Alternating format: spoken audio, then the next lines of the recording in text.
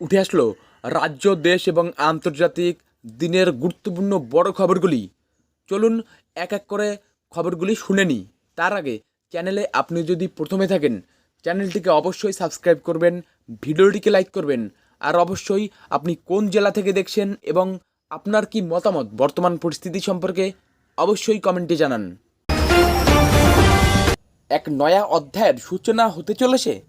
ইতিহাস গড়ে বিদেশমন্ত্রী এস জয়শঙ্কর বৃহস্পতিবার আফগানিস্তানের তালিবান প্রশাসনের ভারপ্রাপ্ত বিদেশমন্ত্রী আমির খান মুক্তাকির সঙ্গে কথা বললেন। এই প্রথম ভারতের কোনো মন্ত্রী তালিবান প্রশাসনের সঙ্গে সরাসরি কথা বললেন। পাকিস্তানের সঙ্গে সম্পর্কে তিক্ততা বাড়তেই কি আরেক পড়শির সঙ্গে সম্পর্ক মজবুত হচ্ছে?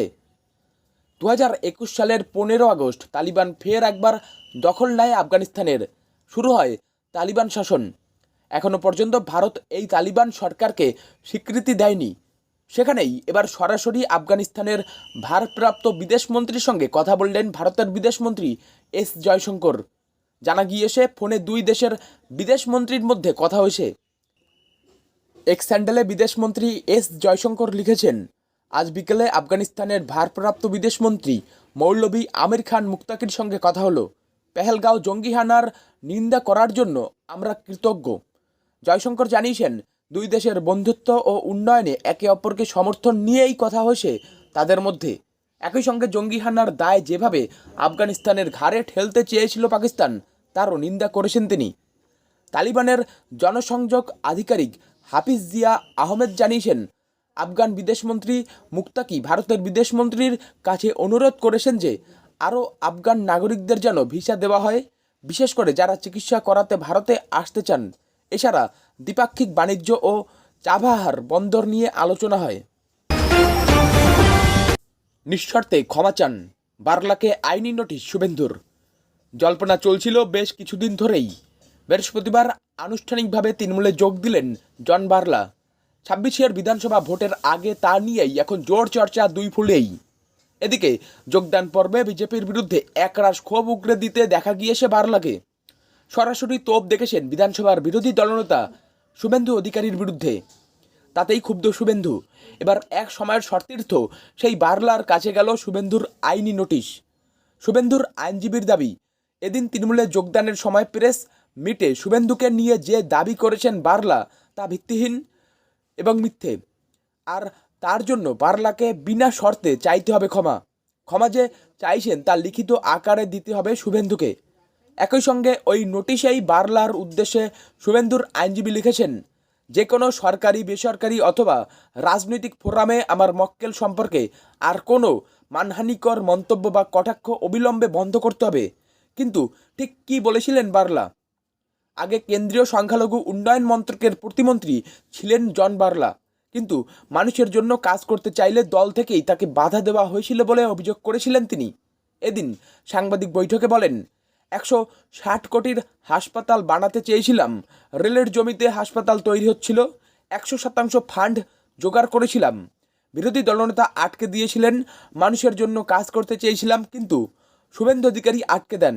এভাবে আটকালে কে দলে কাজ করবে? তার এ মন্তব্য নিয়েই শুরু হয়েছে বিতর্ক। রেগে লাল শুভেন্দু। ভারতীয় সেনার ক্ষমতা দেখেছে গোটা বিশ্ব। যাদবপুরে তিরঙ্গা যাত্রার ডাক এবিভিপির।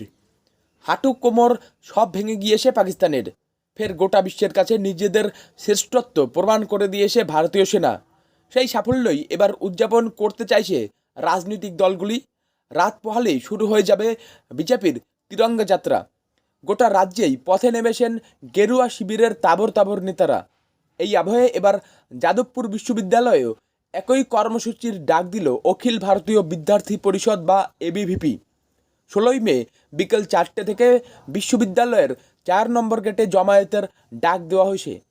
প্রসঙ্গত, কিছুদিন আগে অনুমতির তোয়াক্কা না করে যাদবপুর বিশ্ববিদ্যালয়ে রামনবমীতে রাম পুজো করে গোটা বাংলাকে চমকে দিয়েছিল এবিভিপি।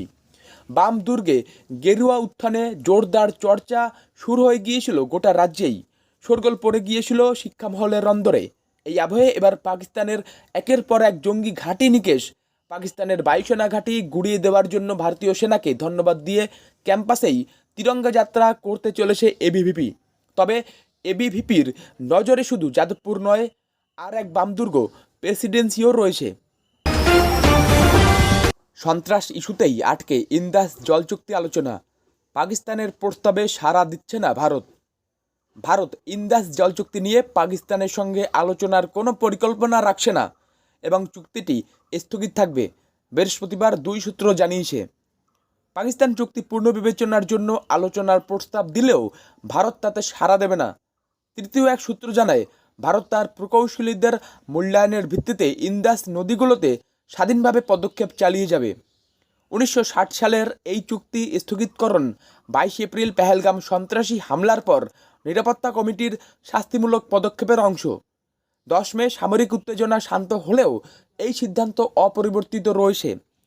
জলশক্তি মন্ত্রণালয়ের সচিব দেবশ্রী মুখার্জি 24 এপ্রিল পাকিস্তানের জল সম্পদ মন্ত্রী সৈয়দ আলী মুর্তজাকে চুক্তি স্থগিতের সিদ্ধান্ত জানান। পাকিস্তান জবাবে ভারতের সিদ্ধান্তকে একতরফা ও চুক্তির শর্ত লঙ্ঘন বলে দাবি করে। তবে দুই সূত্র জানায়, পাকিস্তান সীমান্ত সন্ত্রাসবাদের সমর্থন বন্ধ না করলে ভারত আলোচনায় যাবে না। বিদেশ সচিব 23 এপ্রিল বলেন, পাকিস্তান সন্ত্রাসবাদের সমর্থন পুরোপুরি বন্ধ না করলে চুক্তি স্থগিত থাকবে। 23 এপ্রিল থেকে ভারত পাকিস্তানের সঙ্গে নদীর পানির জন্য বিনিময় বন্ধ করেছে, যা চুক্তির অধীনে প্রয়োজনীয় ছিল। ট্রাম্পের সুরবদল, ভারত পাক সংঘর্ষ বিরতিতে আমি নায়ক নই।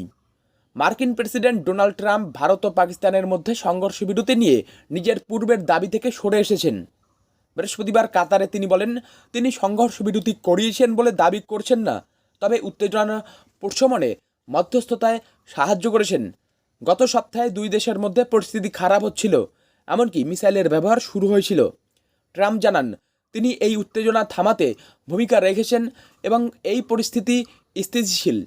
তিনি বাণিজ্য নিয়ে দুই দেশের মধ্যে কথা বলেছেন এবং উভয় দেশই এতে খুশি। তবে ট্রাম্পের এই নতুন অবস্থান ভারত পাক সম্পর্কের আলোচনায় নতুন মাত্রা যোগ করেছে। প্রসঙ্গত, গত শনিবার ট্রাম্প এক্স হ্যান্ডেলে দাবি করেছিলেন তিনি ভারত পাক সংঘর্ষ বিরতি করিয়েছেন, যা ব্যাপক বিতর্কের জন্ম দেয়। ভারত স্পষ্ট জানায়, পাকিস্তানের ডিজিএমওর আর্জির ভিত্তিতে ভারতীয় ডিজিএমওর সঙ্গে যোগাযোগের মাধ্যমে সংঘর্ষ বিরতি হয়েছে। ট্রাম্পের মন্তব্যের মাঝে অ্যাপেলের বড় সিদ্ধান্ত, ভারতেই চলবে আইফোন উৎপাদন। ভারতেই তৈরি হবে আইফোন ও এয়ারপডস, কোম্পানির বিনিয়োগও থাকবে অব্যাহত। মার্কিন প্রেসিডেন্ট ডোনাল্ড ট্রাম্পের সাম্প্রতিক মন্তব্যের পর অ্যাপেল স্পষ্ট জানিয়ে দিয়েছে যে তারা ভারতেই আইফোন উৎপাদন চালিয়ে যাবে এবং ভবিষ্যৎ পরিকল্পনার অংশ হিসেবে দেশটিতে বিনিয়োগও বজায় রাখবে। সংস্থার মতে, ভারত তাদের একটি প্রধান উৎপাদন কেন্দ্র হিসেবে থেকে যাবে। ট্রাম্প সম্প্রতি দাবি করেন, তিনি অ্যাপেলের সিইও টিম কুককে বলেছেন ভারত থেকে উৎপাদন বন্ধ করে আমেরিকাতেই প্রোডাকশন বাড়াতে। তবে এই মন্তব্যের প্রতিক্রিয়ায় অ্যাপেলের পক্ষ থেকে ভারত সরকারের সঙ্গে যোগাযোগ করে জানানো হয়েছে তাদের বিনিয়োগ পরিকল্পনা অপরিবর্তিত থাকবে এবং ভারত থেকেই বিশ্ববাজারের জন্য আইফোন উৎপাদন চলবে। ভারতের সরকারি সূত্রে জানা গেছে, বর্তমানে বিশ্বব্যাপী বিক্রি হওয়া প্রায় 15% আইফোন ভারতের ফ্যাক্টরিগুলো থেকে তৈরি হয়। ফক্সকন, টাটা ইলেকট্রনিক্স এবং পেগাট্রন এই তিন সংস্থা ভারতীয় উৎপাদন প্রক্রিয়ার অংশীদার। ফক্সকন ইতিমধ্যেই ভারতের তেলেঙ্গানায় অ্যাপেলের এয়ারপডস রপ্তানির জন্য উৎপাদন শুরু করেছে।